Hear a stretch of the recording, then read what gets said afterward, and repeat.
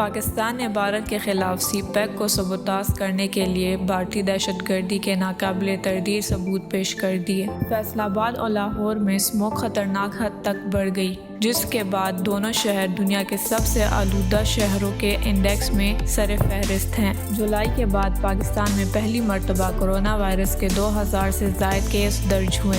Philippines میں شدید طوفان سے 70 افراد ہلاک اور 20 سے زیادہ لاپتہ۔